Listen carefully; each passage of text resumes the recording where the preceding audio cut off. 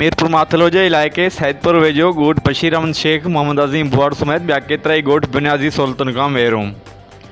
सैदपुर वेझो ॻोठ बशीर अहमद शेख मोहम्मद अज़ीम बुआड़ दिलबर अली बुआड़ मोहम्मद हासिल बुआड़ समेत ॿिया केतिराई ॻोठ जदीद दौर में बुनियादी सहूलतुनि खां महिरूम आहिनि, जंहिंमें गैस, रोड, ड्रेनेज, स्कूल जी सहूलत न हुअण ख़िलाफ़ एहतजाज कयो वियो। इन मौक़े ते मीडिया सां ॻाल्हाईंदे जीअं त असां ही पूरे 4-5 ॻोठनि जो एहतजाज जेको कयो आहे रोड जी रिकार्ड जे करे, त असां खां सैदपुर स्टाफ खां वठी असांजे ॻोठनि ताईं 2 किलोमीटर रोड आहे। उन रोड जे करे असां 4-5 ॻोठ महिरूम आहियूं। महिरबानी करे असां हितां जे हुकुमराननि खे, जेके बि असां MNA MPs आहिनि, DC साहब आहे या हितां जा जेके बि नुमाइंदा चूंडियल असांजे मीरपुर जा आहिनि, ज़िले घोटकी जा, असां उन्हनि खे अपील कयूं था त असांखे बराए महिरबानी करे रोड ॾिनो वञे ऐं असांखे गैस बि ॾिनो वञे, असांखे स्कूल बि ॾिनो वञे।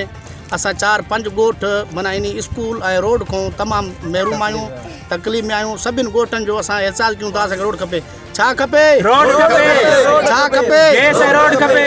बराए महिरबानी करे असांखे ॾिनो वञे। वॾी महिरबानी। सर, अर्ज़ु इहो आहे त असां वटि ॻोठ बशीर अहमद शेख नाले सां तक़रीबन 100 घर थी वेंदो। उनखां पोइ सैदपुर स्टाफ खां लॻ असां वेठा आहियूं। 2 किलोमीटर जो फ़ासिलो आहे। असां वटि रोड ऐं स्कूल जी सख़्तु ज़रूरत आहे। ॾाढा परेशान थियूं था। असां वटि MNA MPA जेको आहे, असांजो DC साहब आहे जेको ज़िले जो, या असांजो सूबे जो वज़ीर आला मुराद अली शाह, असांजी उनखे ग़रीबनि जी अपील आहे त असांखे रोड ऐं स्कूल बराए महिरबानी ॾिनो वञे। बिस्मिल्लाहिर्रहमानिर्रहीम। असांजो साईं इहो अर्ज़ु आहे त हिते असां केतिरियूं क़ौमां आहियूं, केतिरियुनि जा नाला वठो, ॾिठो तव्हां पाण आहे। रस्ते जी सहूलत का न आहे असां वटि। उन खां पोइ ॿियूं सहूलतां जेकियूं आहिनि असां वटि का न आहे। DCO साहब आहे, ऑफिसर आहिनि, केतिरा बि आहिनि हिते, सरदार आहिनि, को असां वटि हिन वक़्त ताईं आयो न आहे। असांजो इहो अर्ज़ु आहे, जेका वसवारा आहिनि सॼनि खे अपील आहे, असांखे रस्तो खपे।